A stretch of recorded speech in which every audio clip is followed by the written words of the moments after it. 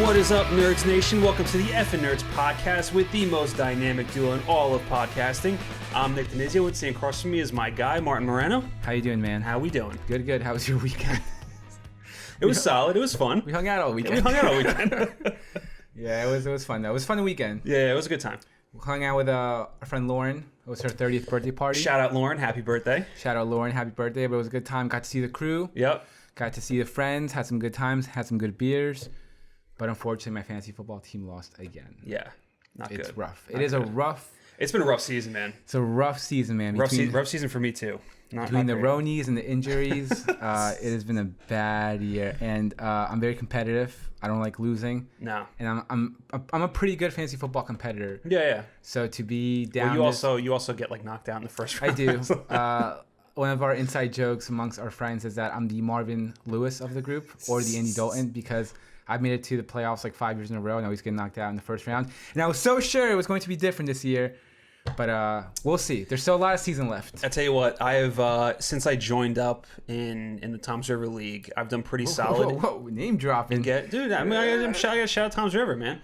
I've done pretty well in getting into the playoffs. Last year I came in second. You did. Fuck you, Kev, for winning. But that kid had a child. I know he had a child. All the good Jujus were on the side. Yeah, that's very true. Yeah, but this year's it's not looking great. No, it's a little rough. It's like you said, man. Between Rona and the injuries, it's just. Ugh.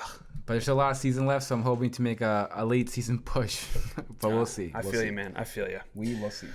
All right, guys, so we are in episode 22, but before we get started, if you're watching on YouTube, please subscribe and give us that thumbs up. And if you're listening on Spotify, Apple Podcasts, or anywhere else, please follow us for more new content, because I noticed that, on whether it's Spotify or Apple, you can just hit that follow button.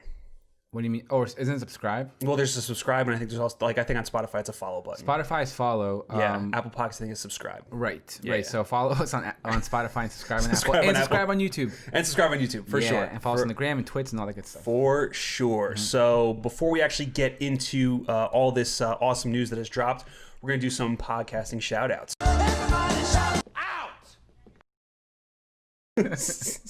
So, Martin, you want to kick us off? I went first last time. You went first last time? Oh, no. All right. Wait, did I or did you? I don't remember. I'll go first, I guess. You want to go first? Yeah, sure, why not? All right, go ahead. Go first, bro. Fuck it. Go Why not? Fuck it. But sure, I will start off with Marvelous Cinema Podcast. It is Matt and Henry. They are a lot of fun, two dudes, and they mostly review pop culture. It's a lot of films, a lot of TV. And they also do these sort of opinion posts on Instagram where they kind of have these very well worded and very well said sort of takes on certain stuff. Mm-hmm. And definitely go check them out. And something that you would like and that you would appreciate is that they're big BVS fans. All those movies suck. Watch your language. Yes. Yeah, so they recently did their Batman rankings where they ranked all the cinema Batman. Yeah. And it was a lot of fun. It was split into two parts, but definitely check it out. It's a long discussion, but it was definitely a good time. And one more thing that's fun is that they're from Northern England. That was quite an impressive haul today, Constable, wasn't it? Well, maybe we should do something to celebrate. Unless you got to water your peace lily. What exactly did you have in mind? I don't know. Pub? Oh, nice. Yeah. So come for the cool accents and stay for the discussions. There you go. So my first shout out is going to be the We Get Dubbed podcast. It is Mac East and Jay West, which is awesome names. Those are some sick ass. Those are awesome names, bro. Run the Jewels. Yeah, I feel like basically. shit. I feel like tracks are about to drop right now. Yes, it's awesome. Great names, and they are an anime podcast. And I mean, you know me, Martin. Anime is a territory that is completely uncharted for me. I don't really watch a whole lot of anime. Same with me, not too much. What is this, amateur hour? But stuff it's not like I don't I want to watch like Akira, Ghost in the Shell, all that. Not the Scarlett Johansson version. We're not going to really leave that one out. But that's stuff that I always wanted to watch. I just never really got into. So it's cool hearing about these guys talk about it. You could tell that they really love it. They're really passionate about it. And they also just watch some stuff that's not good. Their thing is they're trying to find the bloodiest and brutal animes. That's kind of what their tagline says. Okay. But I've heard them. I listened to a couple of episodes where they've watched ones that they didn't like, and they just absolutely shred it to pieces, and it's hysterical. But the first, I made sure I listened to their first episode to kind of get an idea of like their origin, and they talk about how they fell in love with anime, and they talked about watching Dragon Ball Z and Pokemon and all that kind of stuff, and that's the only frame of reference I had was Pokemon, because I used to watch that as a kid as well. Bro, before school, wake up in the morning. That's what I mean, man. Yeah, or it was on after school. You know what I mean? Yeah, it was always on. Yeah, it was always on. So yeah, but they're really awesome guys. They always give us a lot of love on Twitter. I've talked with them a handful of times on some of our posts, and they're really cool. And if you love anime, man, definitely go check it out, because they seem like they know a ton of stuff about anime it. fans are serious. Yeah, like, they know their shit. Yeah, did they by any chance do anything on the Mortal Kombat Scorpion? They might have. I haven't gone through all their episodes. I've only listened to a couple. Yeah. Well, Mortal Kombat is pretty bloody. Yeah. But next one, I'm going to do Critic on Common Man.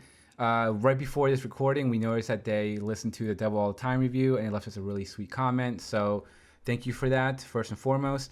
But definitely check them out. It is Danny and Chris, and they're just like these two like very chill, laid back dudes. What you doing, son? Nothing. Just chilling. Killing. True. What I like about them is that they're sort of like casual movie fans. They're not like kind of like, I could be 100% wrong, but the vibe that I get from them, because I've listened to a couple episodes, and the vibe that I get from them is that they're just very like casual movie fans. So it's like just these two dudes, they put on this movie and then they just discuss it. Oh, that's awesome. It's pretty much it. It's very like genuine, very like natural like discussion, and very similar to some podcasts. They also do video. Oh, cool. So, and they have pretty good, how do I say? It's like they have a good production quality. Yeah, definitely. Yeah, they have they have some of the best audio out there that I've kind of come across. Right. Which I mean, if you do podcasts, you know how much of a pain yet. Like, I struggle whenever I listen back to our stuff, and I'm like, you always want it to sound as perfect as it possibly can be. Yeah, and we've had some issues it's always tough. The past couple episodes, but thankfully, I feel like we're somewhat back on track. I know. It's a little personal, not important. Shut it down. And yeah, like I said, it's just two dudes, very casual, very genuine. And definitely go check them out on. We'll put the information like normal. Yeah, all the graphics. Yeah, but they like I said, they also have a YouTube page in which I recommend you guys should check out. Nice. Mm-hmm. So my next one, and this one's a little different. What's with that smirk, bro? You got a look on your face. It's listen with Curtis Elton. Oh my god. And I love the tagline. It's the most random, energetic / pointless podcast you will ever listen to. Come again. And that is a fantastic way to describe it. Yeah. Curtis actually hit me up on Twitter, and he was like, "Oh, like if I just listened to your guys' podcast. Can you check out my stuff?" So put it on, and it's just one big ball of just energy. Like Curtis just comes out. And the podcast is great. It's only like 3 minutes long, which is perfect. Like the dude's plan of attack. Yes, I guess. Yeah. It's like spot on. It is. The guy's got it figured out. Yeah, and it's exactly as it says. Like it really isn't about anything, but it's almost kind of brilliant in how like it's just like how he just comes on and just does it, and he doesn't stop. Like I feel like he doesn't take a breath. No, and it's just like you said, it's the most random shit, yes. most obscure. You're definitely, if you don't say what the fuck at least 3 times in those 3 minutes, then maybe it's not for you. Right. But it's fun, it's ridiculous, and again, it's just like I don't know how he came up with it. I don't know. I don't know if he scripts it or if it's just all improv. I don't know, man. Yeah, like, that's what I mean. Either or, it's just because the thing is that it's so random and so outrageous, but it's so fluid. It runs very well. Like it transitions very well. Right. And you're just like, so you're like there scratching your head, what the fuck? And then you go to another topic and you're like, what the fuck? And then you're over here and you're like, what the fuck? What just happened? You're like literally, but you're smoothly going. Yes. And yeah, definitely check them out. It's a blast. It is a blast. And for only being a couple minutes, like it's like organized chaos is kind of what his podcast like weird, is. Yeah. I love weird. Yes. I'm all about weird. And if you like weird, definitely go check out Curtis, for sure. Definitely. And the last one I'm going to do is not necessarily a podcast, but I'm going to shout out my boy Matt Doodle Goof. His page, he is an illustrator, and he does some really fun drawings full of energy. He doodles, so to speak. He doodles. He did one of us. He did a piece for us, which was absolutely awesome. Which is gonna definitely get put on shirts and stickers. Oh yeah, soon. Right now we're figuring out how to get that merch going. We're still figuring it out. But yeah, definitely check out. He does a lot of fun, energetic drawings, a lot of fun doodles. He does a little animation here and there. So if you need something for your show, if you want to get your pet drawn, right? Yeah, because he's really talented. He's man. really talented. Yeah, he does a lot of fun stuff. I've known that guy for a long time. Isn't he also a Nickelback fan? No, his roommate was a Nickelback fan. His roommate was a Nickelback fan. Yeah, Okay. Brian. Right, Brian was a Nickelback fan. So I'm sure he's looking forward to that. Oh yeah, he's looking forward to that Nickelback return in the live action Spider-Verse.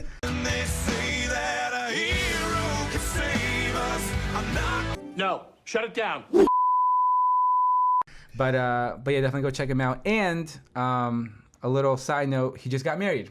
Congratulations, man. Congratulations. So congratulations to you and your beautiful wife. Wishing you guys the best of luck. Nice. For my last one, we got When Cinephiles Attack. And it's Lacey, Mela, Josh, and Rashawn. And these guys have been following us for a while now, I would say. And I've been listening to a couple of episodes. I actually they did a Dark Knight episode a while ago, and I listened to that. And their whole thing is like they watch a movie and then they basically like, I love it because like they open it up with how they're testing the limits of their friendship because they basically all have different opinions coming in about the movie. So there's a lot of fights, there's a lot of arguing, but it's all in good fun. And their Dark Knight episode had some controversial opinions, to say the least. Now we're talking. Oh boy. So, but it was fun to listen to and to hear different perspectives on it. And they also just did one recently, I guess, because it's October, and they did Addams Family Values. Okay. Which I love that movie. Of course. It's growing up. That's growing gem. up, man. That's a classic. So, they're a lot of fun to listen to, and yeah, definitely go check them out. And I guess that kind of wraps it up. Pretty much, right? And there's just one thing that I want to say. A couple of people that we know are sort of taking breaks. Yes. From podcasting. Yeah, some people that we've shouted out before. That we've interacted with and talked with. And similar, and very kind of like similarly, so to speak, a lot of the people that are taking breaks kind of started out around the same time that we have. Yes. Like in like late February we launched the page like in May. Yeah. But we have a sort of similar timeline, so to speak. What's interesting is that we recently just did that. We recently took like 2-3 weeks off from shooting to kind of reassess, figure out how we wanted to move the show forward. And I know we already said that, so I'm kind of reinstating it. But I also know someone who recently wanted to just give up. Yeah. Just didn't want to do it anymore. No, never give up, never surrender. And look, I don't know if our words of encouragement mean anything. If they do, great. But I will just simply say that if you like this, if you are passionate about it and you enjoy doing it and you have fun and you look forward to doing it, then keep doing it. I understand it may be a little discouraging when you don't get the likes that you want or the views that you want. But if you wholeheartedly believe in your property or wholeheartedly believe in your project, so to speak, then other people will too. That's honestly how I see it. So the audience might not be there right away unless you have like a pretty major following in some other instances, so to speak. But if, like I said, if you truly believe in it and you're truly passionate about it, keep doing it, keep chopping away, network. If you have some friends, check out, like if you have some podcast friends, check out who they like, maybe start interactions, start conversations as what we do. Right. And yeah, just keep at it. If you realize it's not for you, then fine. Right. But we just kind of want to give a little word of encouragement, so to speak, to some of these people who are maybe self-doubting or don't know. They're getting a little discouraged by exactly. Yeah, because I know for us, we like the thing about us is we just love movies, so we love talking about it, and we've been talking about this for a while. We've been talking about doing this for a while, and when we had that break, it's not, and it wasn't ever like a thing where it was like, oh, like we wanted to quit, we wanted to stop. It was never anything like that, but it was discouraging to have a couple episodes that just didn't like work out the way you wanted it to, and then even as recently as our 10 Things I Hate About You episode, we're going a little bit behind the scenes here. We actually reshot it. We did. We actually reshot it because we did the first recording and we listened back to it and we're like, this fucking sucks. Yeah. And it was trash. And you're like, we know we can do better. So we're going to re-record it. And luckily it came out that much better. And like, it's, we're all new at this, man. And it just takes time. It takes a lot of practice. It's a ton of work. It really is. And like you said, like networking is a very big part of it. We only recently, I would say in the last few months, really started kicking up like our networking, like aspect of it. And we're slowly starting to see the results of that. Yeah. And that's just what it is, man. It just takes time. It takes effort. But if you love what you're talking about and you love podcasting, I would absolutely say just stick with it. I think that's the important part, that you find something that you're passionate about, that you're passionate about talking. Like Nick was saying, we were like some of the movie news, we were just forcing it. Yeah. And we're like, okay, this has the quality to be a main topic, so let's make it a main topic. When in reality, we didn't see it as a main topic. So we had to take a step back, realize what is worth talking about, what we want to talk about, and that's where the magic happens. Right. So if you find something that you're passionate about, that you want to talk about, whether it's by yourself or with someone else, that's the most important part. Like make sure that you're passionate about what you're talking about, and like I said, believe in it. If you wholeheartedly believe in it, other people will, and it will grow. Definitely. How fast that no one really knows. No one knows. You can have one post that takes off, and then your next 3 posts don't get any attention at all. You know what I mean? Exactly. And that's just how it is. But just like I said, if you're passionate about it and you really believe in it, just keep doing it. Absolutely. Absolutely. Stick with it. And lastly, before we move on with this episode, I just want to give a couple thank yous to a few podcasts that actually gave us shout outs last week. I want to start off with On Call Pod. They gave us a nice Follow Friday tag on Twitter. And Mike, who is the host, I've talked with him a couple times, and he seems like he's a really cool guy. And I've been listening to On Call Pod like a lot lately. So Mike, just keep an ear out because you might be shouted out next episode. Also want to thank our boys over at Critical Ave, who recently did a new episode on Beyond the Black Rainbow, which is a wild movie to do. Which I want to watch. Yeah, it's a crazy fucking movie. And they're actually about to drop an episode on Hereditary. Cool. Which is going to be fun to listen to. But they also gave us a nice, Follow Friday tag. Dude, those Follow Fridays, man, they're nuts. Yeah. And then I want to shout out Best Film Ever podcast. They gave us a really nice shout out on their Rocky episode. They had a lot of nice things to say, which was very... it was very heartwarming, I guess you could say. Yeah, like, it was very... oh, God, I'm going to be an asshole now. Fuck, never mind. No, because I was because they gave people like shout out, and then they got to us, and they gave us like a little... It was like a little kind of like extended shout out. Yeah. So I was like, oh, thank you. It was cool. Yeah. It was awesome. Yeah. And then also, We're the Weird Ones. They also gave us a really nice shout out at the start of their episode. Definitely go check them out. Their last episode had me fucking dying, dude. I didn't get to. It was so funny. They started off talking about like the presidential debate, and they were doing Trump impressions and shit, and I was fucking rolling. I was driving my car, I almost crashed because I was laughing so hard, dude. They're really awesome. And then lastly, M over at Verbal Diorama, she actually retweeted our 10 Things episode, and she gave it a listen, and she just had the nice things to say about it, and it was really cool to hear, especially since that was the first time we've done like an episode just focusing on one movie. Right. And, you never know how that's going to go. But it went shitty the first round. We were shitty the first round. That's why we re-recorded it. But, she had really nice things to say, and that was really cool. So absolutely go check out M over at Verbal Diorama. Yep. Echo all those sentiments. Thank you guys so much for the love and support. It's definitely appreciated. Definitely. All right, Martin. Let's do this. Let's get into it. Movie news. On this episode, we are going to be discussing the news that dropped during the week of October 4th through the 11th. Fuck yeah. And we're going to kick it off with some brand new trailers. Ooh, baby, coming soon. The first trailers for Fat Man, Selena the Series, and Mank have dropped. Fat Man follows a broken down Santa Claus who must contend with a hitman sent from a disappointed child. The film stars Mel Gibson and Walter Goggins and is scheduled to hit select theaters on November 13th, 2020 before dropping on VOD on November 17th, 2020. Then we have Selena the Series, which follows the life of the late singer and stars Christina Serratos in the title role. I hope I said that right. I'm terrible with names.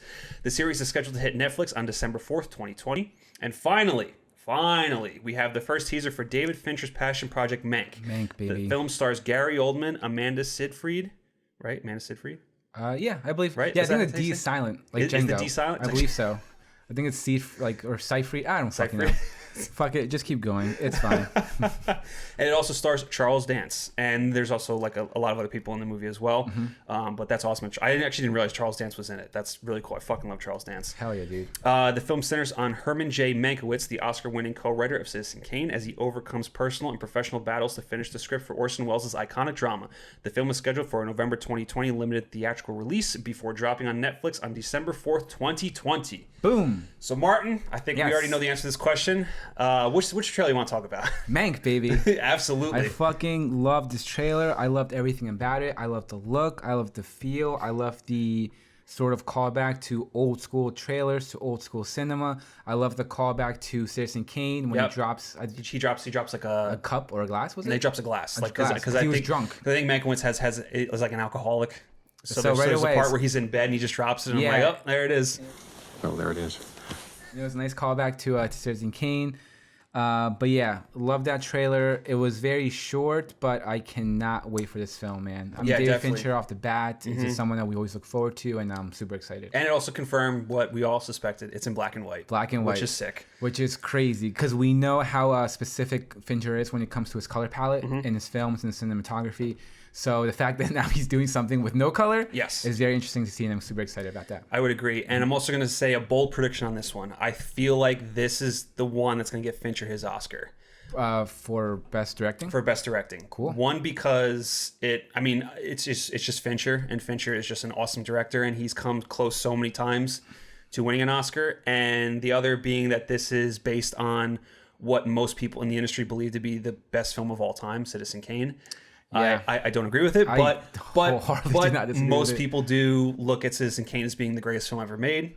And the fact that this movie's centering on it, and the Oscars already have a hard-on for any movie that's about making movies. Or black and white films. Or black and white films. Like biopics, so this is basically the Oscars' wet dream right now. Yeah, pretty much. So like, I just have this feeling that this is going to be the one that's going to get And some Fincher of the people who are in the Academy were like teenagers at the time. Yeah, right. So pretty much... Bunch of old old fucks. Yeah, it's right up their alley. So Definitely. yeah, definitely cannot wait for this film. Cannot wait.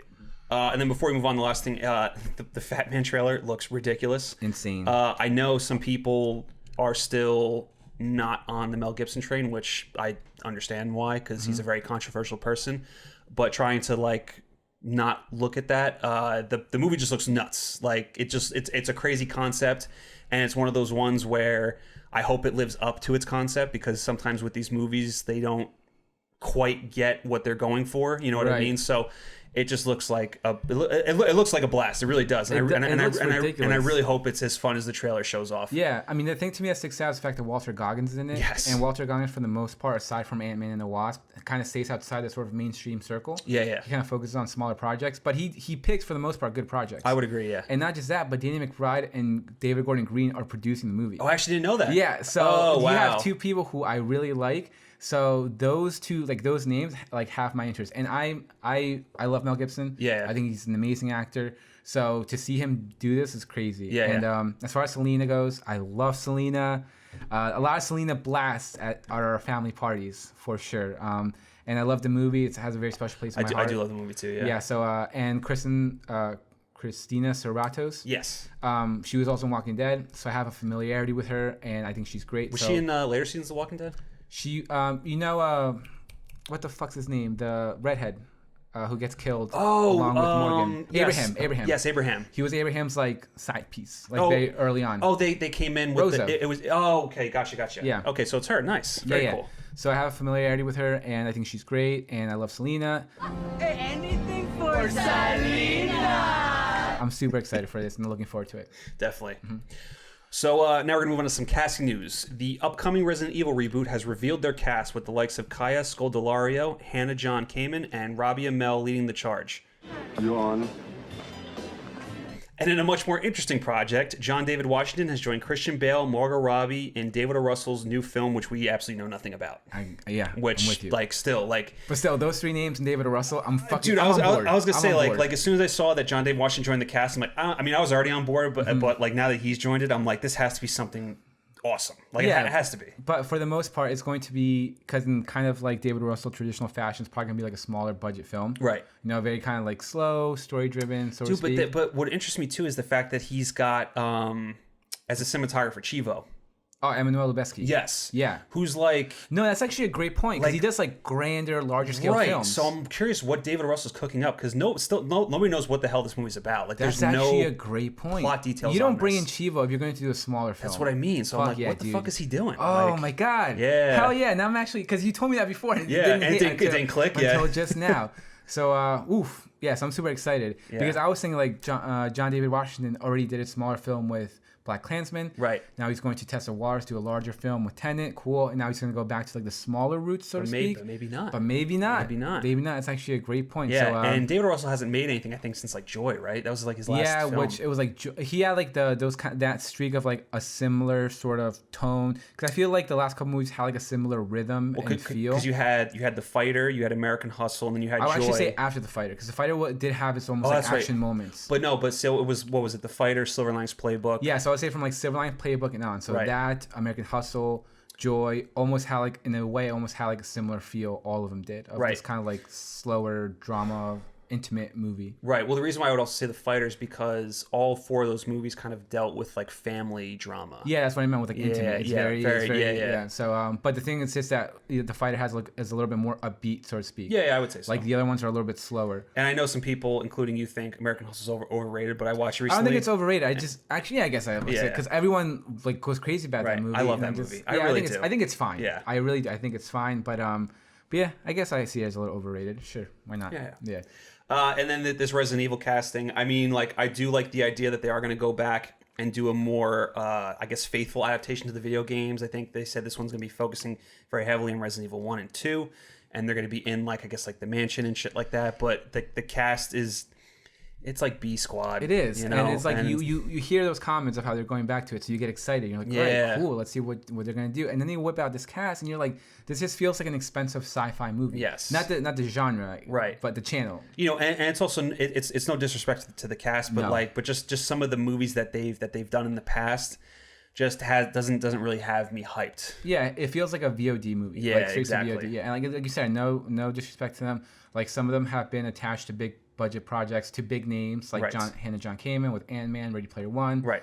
So yeah, I guess but it's kind like, of a wait and see, maybe. wait and see, but not excited. And the director who did like 47 Meters Down, which is like Yeah, this is gonna be a hard pass for me as of now. No. Hard pass. Hard pass. All right, we're gonna move on to some, I guess, like some miscellaneous news, some random news. So, a number of action-packed set photos and videos have recently dropped from the upcoming Mission Impossible movie, which is currently filming in Europe.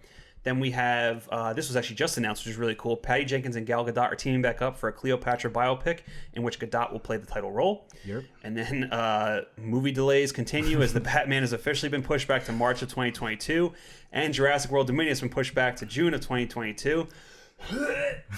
Makes me sick.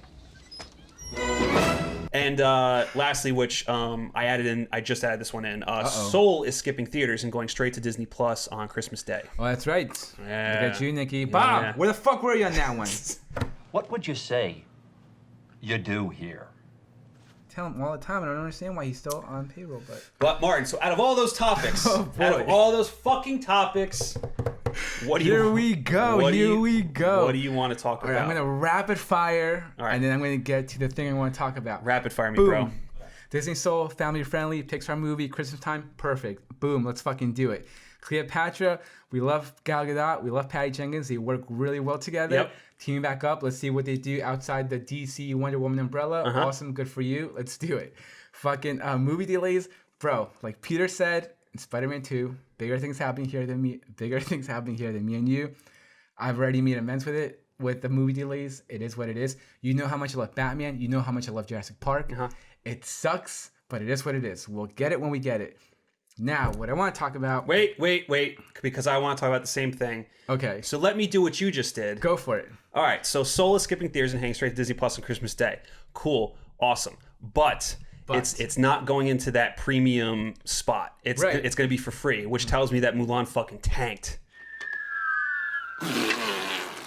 Oh, the inside sources. That it fucking bombed, and they're not doing it. So it's like we're just going to release it on regular Disney Plus. Either that or It could also just be because Mulan was just very controversial and no one wanted to. and because it's buy it. family, so like families are gonna get together, so it's gonna get those hits. Right. Yeah, so we want to take advantage of it. Right. Love the Cleopatra thing. I think it's gonna be awesome. I think it's gonna be epic. Yep. Can't fucking wait for that. And I love the team up. I feel like Gal Gadot's has that look down, so she's gonna fit into it perfectly. And Smoke show of the week. And Patty Jenkins also showed that the Is that a new smoke segment? show of the Smoke week. show of the week. Damn. Gal Gadot. All right. Smoke show of the week. Yes. And Patty Jenkins has already shown that she can handle massive budgets and do things on an epic scale. So this looks like it's gonna be fucking awesome. Movie delays. Bro, we'll get it when we get it. Fuck 2020. Fucking its ass. I'm done with this shit. Let's just move on. I hate this place. And Now, who talks first? You talk first? I talk first? go ahead. You talk first. You talk first. Okay, so I'm just gonna say, bro, one of the things that we love from like 80s, 90s action movies that we talk about before is the whole like practicality. Practicality. Yeah, the on-set shooting, on location. We love that. And that sort of tradition has carried over into the Mission Impossible films. Yes, it has. You know, where we see a lot of on-set practical stunts being done that are like we already know that Tom Cruise is fucking nuts. Have you ever felt this way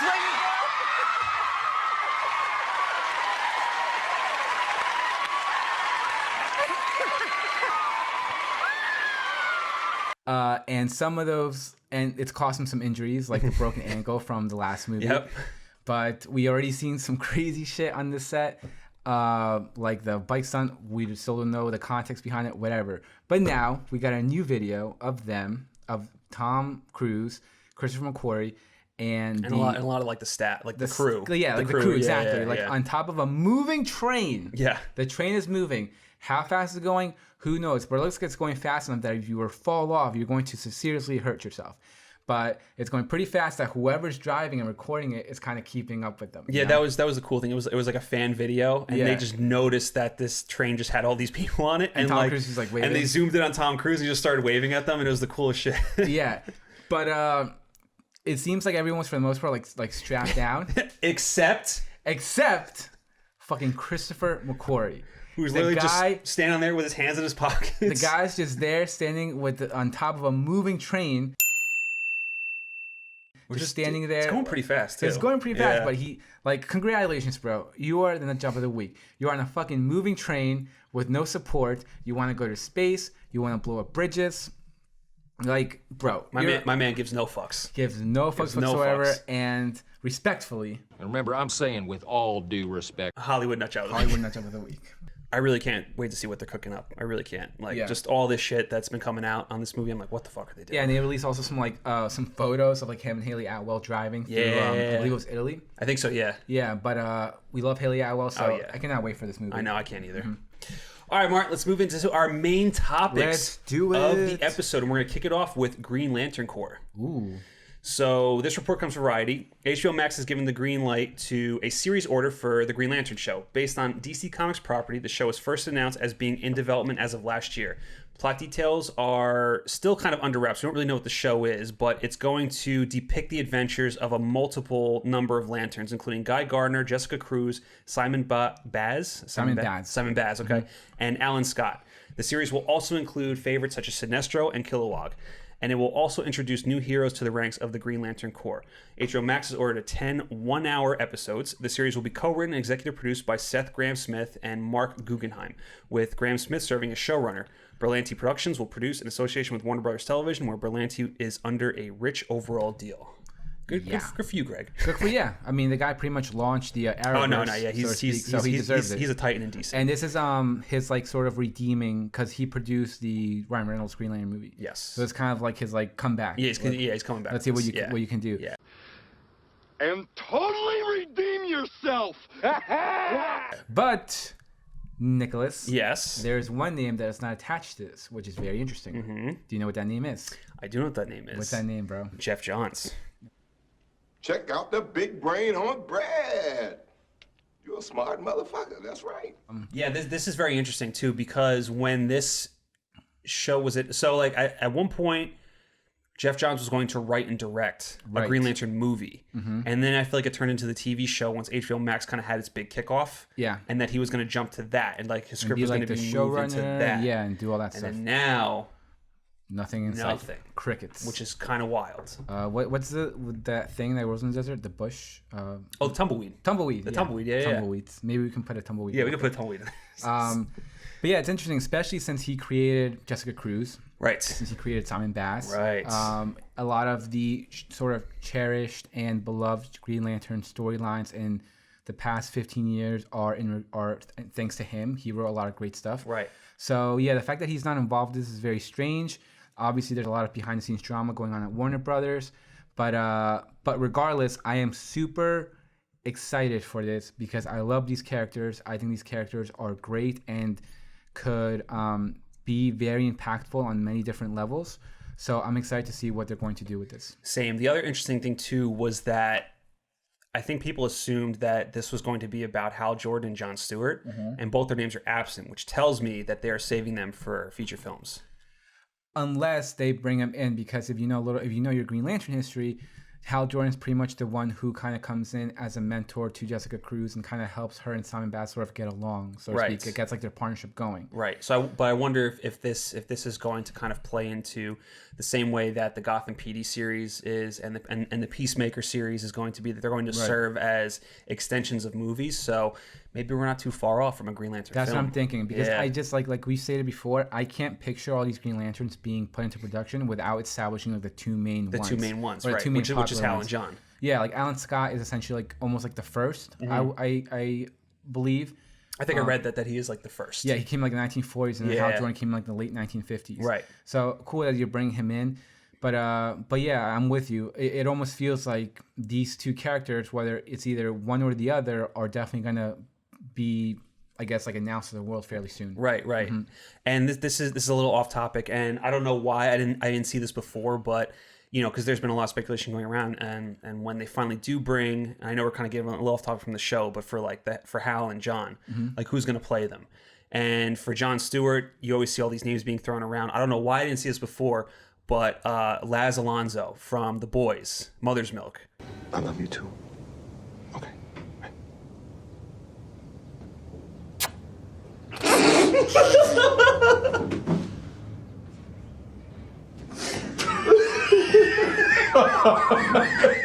Fuck all of y'all, okay? I was like, I was when we were watching The Boys. I was Black like, dude? Yeah, I was like, holy shit! I was like, this guy would be a perfect Jon Who Stewart. we saw in Toronto. Yeah, we did see him in Toronto. Yeah. He was like sitting brunch. He was sitting in front. I don't want to roll up on him and disrupt his shit. Yeah. He would kick my ass too if I did that. Who said? But I saw him and I was like, holy fuck! I don't know why I didn't think this before. I feel like he'd be a perfect Jon Stewart. He's got like the look. He's got the build. Yeah, he'd be good. He'd be good.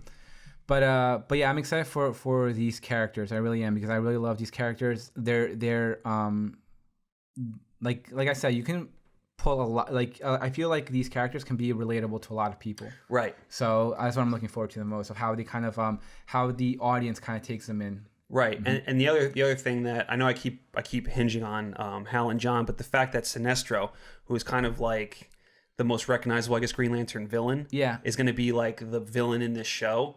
That's interesting to me. Unless they do something where he kind of starts out as a good guy, and eventually, because kind of like in the movie. Yeah, like if Sinestro and Kilowog you can do it where like Sinestro and Kilowog are playing like the sort of mentor roles, to these sort of new Green Lanterns, so to speak.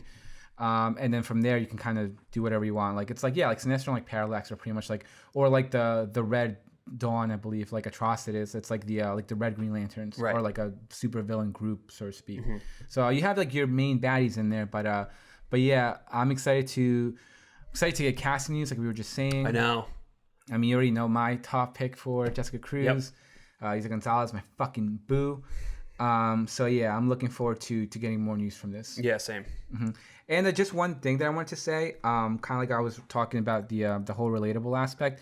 I don't know if you know this, but like Jessica Cruz's backstory, she suffers from like PTSD and anxiety and like insecurities and like a lot of self-doubt. Right. And like her origin story, like her friends were like killed in a camping trip.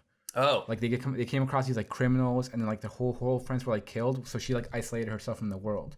So it's like, remember when we posted the Jessica Cruz Art of the Day? Yeah. And it was like, she was talking about how she's like very anxious. She's like, I'm an anxious, emotional dork. Yes. And like it fucking blew up. Yeah. This is like very early on. Yeah. When we wouldn't really get that much likes. Right. Like I said, gotta keep at it, and eventually your audience will grow. But like that one blew up, and I think it's for that reason, because you have that sort of relatable factor. Yes. Same thing with Simon Bass. He is a Lebanese American who was like bullied growing up because of the 9/11 attacks. Oh, wow. So it's like whether they kind of harness into these sort of backstories, which are very interesting, very full of character. Like you can do some really good stuff with these characters. Right. Yeah, and I'm actually glad you said that, because in that Variety article I read that they're staying true to Alan Scott, who I think in the comics was gay. Right? Yes, correct, exactly. Well, he when he was rebooted into New 52, he was rebooted as like a gay character. Okay.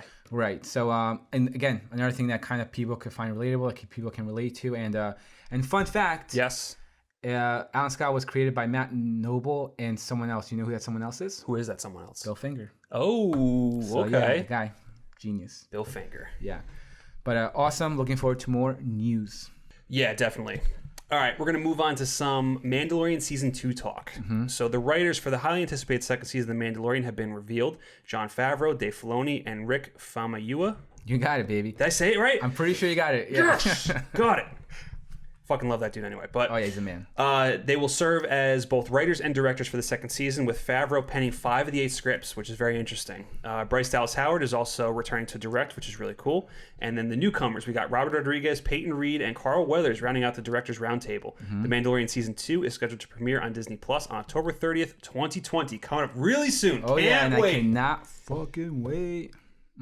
So, Martin, what do you think about all this? All this stuff. For starters, Favreau did not direct season 1. And That's right, he didn't. He didn't direct any episodes. So the fact that he's coming into the director's chair for this one is super exciting because he's a veteran, he's a stud, and we look forward to seeing what he can do with directing a Star Wars property. Other than that, I'm excited for all the returnees, so to speak. I'm excited to see Filoni come back, to see how he's sort of grown as a live-action director. I'm excited to see Bryce Dallas Howard's sophomore effort. Yes. Because she only did one episode, which was episode 4 from season 1. Yes, which I liked, but it was one of my, I guess, like least favorite. Because I think it was the first episode that really strays away from... Right. But it introduced us to... Cara Dune. And we got that fantastic Baby Yoda sipping and we got the Loth Cat. Yep. So it's like we said before, we're almost like certain that episodes 1, 2, 3, and then 6 and 7 were like the main story. Yeah. And then 4, 5, and 6 were like the fillers. Exactly, they're like you the said, episode of the week kind of deals. Flavor of the week. Yeah, exactly. Yeah. Look at me, I got the metaphor. Oh, kids getting the metaphors down. Oh, good for you, Chum Chum. Oh shit, growing. But yeah, she did that one, and then Filoni did the 5th one, which is like seen by a lot as the worst one. Right? Yeah, which pretty much was Filoni all hands on. He wrote it, directed it, and you can tell because it felt like a live action episode of Rebels. Yes. And then the 6th one again, that was the one with Bill Burr. That was Rick Famuyiwa. So again, the sort of flavor of the week's episode, which I enjoyed all of them. But yeah, it's seen by many as the weaker episodes out of the series. Right. So I'm excited to see what they're going to do on their Filoni obviously on his like 3rd attempt, I guess, and Bryce Dallas Howard on her sophomore effort. Filoni's writing episode 5. Yes. So I believe that very similar to season 1, I imagine that's going to be the one that he directs as well, because I believe how much directs were announced? Was it 6? So you got Favreau, Filoni, Peyton Reed, Rick, Bryce Dallas Howard, Rick, and Robert Rodriguez. So that's 6. Yeah, so someone's going to be double dipping because there's 8 episodes. Yes. So looking forward to see who that someone is going to be. And yeah, that's kind of what I'll say for now. And I'll bounce it back to you so you can share some thoughts. So I'm not constantly talking and ranting and, you know. Yeah, I mean, like I'm really excited for this. The other thing they did is they did also like confirm the cast, which is basically everyone we expected. Right. Bo-Katan, all this other nonsense. All this other stuff. But yeah, for the directors, I think we discussed this a little bit. The one that I'm really excited to see is Robert Rodriguez's episode. Yes, man. Can't wait to see what he kind of brings to this universe. I really do love Robert Rodriguez. I love majority of his movies, and I think he's a really good director. I don't think he gets enough credit because he's a director that can do a lot with very little. Exactly. And like I remember watching Sin City, and he had on the features was like Robert Rodriguez like directing school, and he talks about how you're able to do a lot with not a whole lot of resources. So he's always been a director that can do a lot with a little budget, and that's his thing. And that's kind of like that's always kind of been his shtick. Obviously, he's got Troublemaker Studios. And he's just done a lot of my all-time favorite, like fucking Spy Kids, which is the first one I love so much. Sin City, and then most recently he did Alita. And I know Alita didn't do as hot at the box office. It didn't bomb, but I think the budget was just way too big for an original property like that to really make any waves. But I did like Alita a lot. I think. Well, it wasn't an original property. It was not an original property, right. But like something that not a lot of people are familiar with. You know what I mean? But I think I still think he did a really fantastic job with that movie. And now that he's got this, I'm excited to see what he does with it. Yeah, he's a very stylistic director. Yes, and very almost like a visionary director. And like you said, he has a very particular sort of like vision and style with his films. And I feel like he's almost very like art house. Like the films are his movies. They're very much his movies. Yeah, you can very much feel when you're watching a Robert Rodriguez movie. And I know I hate this word, but sometimes it's right to use it. You just say gritty? Yeah, his movies are especially his early movies. Yeah, well, not before Desperado. El Mariachi. And oh my God, Salma Hayek, Quentin Tarantino, George Clooney. Oh, From Dusk Till Dawn. From Dusk Till Dawn, thank you. Like they have this very sort of gritty, grounded, realistic feel to them. Almost like I think he shoots in a lot of millimeter as well. He does, yeah. Which actually adds to that sort of right, because you have a lot of that film grain and everything, which is really I love that, man. Adds to that aesthetic. And like you were saying, like a lot of the movies he's done recently with like a lot of the Machete movies, those are just his movies. Right. So like he's like almost like we were saying, like a very art house director. Also a lot of grindhouse vibes. And that's no pun intended because he did a grindhouse. Well, I was gonna say, I feel like after Grindhouse, he kind of stuck in that because he did Grindhouse, and after that he did both Machete movies. Planetara. Yeah, I love Planetara. Planetara is so good. Yeah. I definitely like that one more than Death Proof. But just one more thing to add in regards to Robert Rodriguez is that he's a good sort of collaborating partner. Yeah. So to speak. You know, him and Tarantino have a great relationship. Yep. Obviously, like you were saying, what he did on Sin City with Tarantino and Frank Miller. Yep. What he's done in like the mariachi films with Antonio Banderas and stuff. And I love Once Upon a Time in Mexico. Me too, dude. Dude, I watched that movie on repeat so many times. Me too. That was one of the first DVDs that I ever had. Yeah. I used to love it. And the scene when he shoots the chef, when he has his pork and his beans, and he's going to shoot. Oh yeah, and he gives that whole Johnny Depp gives that whole speech about keeping balance and how he has to kill him because it's too good. In fact, it's too good. It is so good that when I'm finished with it, I'll pay my check, walk straight into the kitchen, and shoot the cook. Because that's what I do. I restore the balance to this country.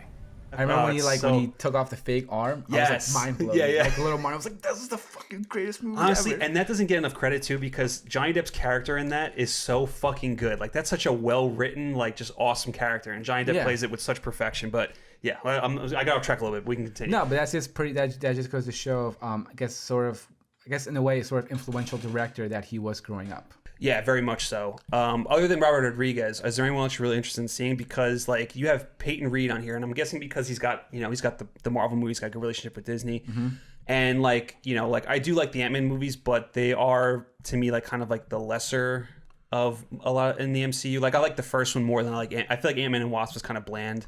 It falls into that sort of far from home recipe kind that of thing. So it's I think a lot of the magic from Ant-Man was leftover magic from Edgar Wright. That's what I think so too, man. I think so that's what probably one of the reasons why that one I enjoyed a lot more than the second one.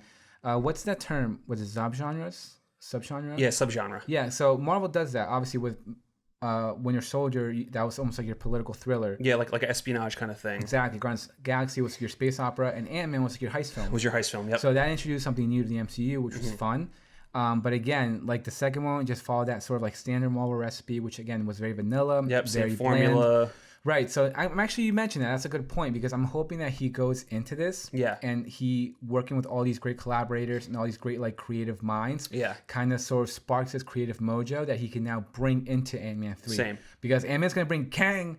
Yeah, so I know. It's going to be a pretty big movie. That is, yeah. So hopefully he learns some things. He learns some neat tricks that he can apply to his third film and make it better. Yeah, and the fact, I mean, also too, like you're working with the Godfather himself, which is Jon Favreau. Exactly, dude. Jon Favreau to me is now the Godfather. You're going to learn so much from working with all these people. Yeah. And one more, just like little quick side note, Jon Favreau and Robert Rodriguez have a great relationship. Yeah. So there's no doubt that he probably called them on. He's like, "Hey, come over." Absolutely. He went over for some like what was it, cauliflower pizzas? Yeah. He had some cauliflower pizzas, and then while they were talking, like, "Yo, come direct some Mandalorian." Dude, that chef show is so good. So we have to get back on. I know we gotta get back on it's there, man. So I love that chef show. Yeah. But yeah, super excited for all this. Damn, man. I can't wait. And like I said, like it's coming really quick. October 30th, man. Mark your calendars. We're a few weeks away. Pumped. All right. So now we're gonna jump into some more Spider-Man news. When they say that a hero can save us, I'm not. Shut it down. Oh, please no Nickelback. So cameras for Marvel Studios and Sony Spider-Man 3 will allegedly... What I had meant to say was allegedly. Start rolling this month in New York City under the title Serenity Now. It's really Serenity Now? I didn't know that. We'll talk about that. All right. Benedict Cumberbatch has been confirmed to reprise his role as Doctor Strange in the upcoming sequel. And then Tom Hardy's Eddie Brock, not going to, confirm this on the F Nerd show, but Eddie Brock and Venom have been rumored that they're also going to appear in the film. Correct. Spider-Man 3 stars Tom Holland and is set to hit theaters on December 17th, 2020. So, obviously, we talked about this last week with Jamie Foxx coming back as Electro. And then a few days later, we got word that that fucking Doctor Strange himself is going to appear in this movie. Yep. Thus confirming, and it hasn't been confirmed yet, but we are confirming it. The effing nerds are confirming it. We are putting the hammer down. Putting the hammer down. Spider-Verse is fucking happening. Yes, the more sort of news that we get for this movie, the more confirmation we get the live-action Spider-Verse is happening. To get back to the Serenity now. Okay? Yeah, tell me what's the origin of that. Okay, so Bob and I, we were sitting down, looking over the notes, trying to figure out, how sort of weight this news has. Right. Because it hasn't really been reported by like Deadline or Hollywood Reporter, but it's been reported by some like other outlets. Mm-hmm. I'm not going to name which ones. But how I think this has some sort of weight because obviously Doctor Strange is a New York City-based character. Right. And I assume that if this were to start filming soon, you're going to have those people with the fucking super HD enhanced cameras from like a gazillion blocks away, like taking pictures of the set. What the fuck have you done lately? So I'm thinking that they're probably trying to get ahead of it. That's why the Doctor Strange news was announced. Was announced. Well, the other thing that I saw was that he's apparently filling in the mentor role for Peter. Exactly. So that's even a better point. Right. So Peter now knows, like, hey, everyone knows who I am. What the fuck am I going to do? Who do I go to? I already know Doctor Strange from Infinity War and from Endgame. Right. Not just that, but I spent 5 fucking years in limbo with him when Thanos snapped. That was a bad snap. That was a good snap. It was all right. There you go. Bro, you're spiking the microphone. But when Thanos... Oh, fuck. My hands are sweaty. That was a mistake. But when Thanos snapped, so they have some familiarity with each other, so he can definitely go to him and be like, dude, what the fuck is happening? Everyone knows who I am. I don't know what to do. And Doctor Strange doing his Doctor Strange bullshit. You think he's going to send him somewhere? Exactly! Oh my God! Boom! Spider-Verse comes to life. The other interesting thing, too, was I saw, because Spider-Man has to fucking have home in the title. That's your home! Are you too good for your home? Answer me! Someone thought that it was going to be called Home Invasion. Which is not bad. Not bad. That's not bad because if something happens and there's a rift and like people from other universes start coming into Spider-Man's home, I like that. Home Invasion. I can fuck with that. That's not bad. That's not bad at all. No, yeah. But yeah, I'm really excited for this. The other interesting thing too is Doctor Strange 2 is going to start filming around the same time as Spider-Man 3. Well, I think it's a few months down the road. So like depending on how long Cumberbatch is going to be in this movie, he could potentially be filming both movies. I mean, I feel like that's ideal. I know, but that's why I'm like, this is going to have some connection because you got Raimi that's on the fucking Doctor Strange sequel. How happy is Raimi right now? He's got to be so happy. He's got to be excited. He's got to be through the roof. But I know. But yeah, that's a good point. And yeah, we already know that he's one of the few who can access the multi-stream, the multiverse. So yeah, it's just, dude, Nickelback is coming, bro. Imagine, bro, Doctor Strange just opens a portal, and as it opens up, it's just gonna be fucking Nickelback on top of a rooftop, on top of that rooftop playing. Jamming out. Hell fucking yes. I'm gonna stand here waiting. Shut this down. And then the other thing too is this rumor that Tom Hardy is going to be in it as well, which depending on this multiverse aspect, we don't know what universe like Tom Hardy sits in, like his Venom potentially sits in. So Venom. So like I'm definitely curious. And because then you can do a thing like where if hypothetically if he goes to another world, all you have to do, like if he gets dropped off in another Earth Times Square, you just have like the Brock report on like the big screen, and he's just there just talking. That's all you have to do. You don't really have to physically bring him into the movie. Yes, it's very similar to like the Spider-Man poster or graffiti, whatever, where you just kind of have him there, right? And that now we know, like, well, there it is. There it is. Yeah. And the other thing too, which you shot me down a little bit last week when I suggested the fact that Miles could be brought in. Mm-hmm. I didn't realize this. The snap, there's a 5-year gap, so Miles grew up. Oh. Miles might be of age right now. He is, but I still don't see him. I know you don't. I know you don't see it, but I'm just saying now. I'm just saying it's not out of the question. Unless he was snapped. Unless he was snapped. Unless he was a part of the blip. He could have been, but if he wasn't, that was a good one. That was a good one. That was a good snap. Mm-hmm. But if he wasn't, he's now 5 years older, and he's there. We'll see. It's possible. See. I still think to keep him in his animated world because that's we love Spider-Verse, animated Spider-Verse. Yes. So let's not get too crazy. I mean, let's get nuts, but not so nuts. You know? I don't know. We might be getting pretty nuts. I mean, but this is all in like live action. I know. World, like that makes sense. I know. Like once we start crossing mediums, then it starts getting a little right. But that's also my thing too. Is I still feel like that this is going to be like the opening of Spider-Verse. Is going to be like the intro movie that's going to start kicking things off. And I feel like that when we finally do get that Spider-Verse movie with Holland, Garfield, and Maguire, it's going to be way down the line. I think we're still at least 2, 3, maybe even 4 years off. I would say like 4 or 5. 4 or 5, maybe. Yeah. I mean, like I'm with you. We're going to this movie. I feel like is going to almost like confirm the different multiverses. Right. We'll introduce a new villain, and then we'll have more sort of like MCU movies here and there, and then maybe on the following movie, which will probably be like three years from now.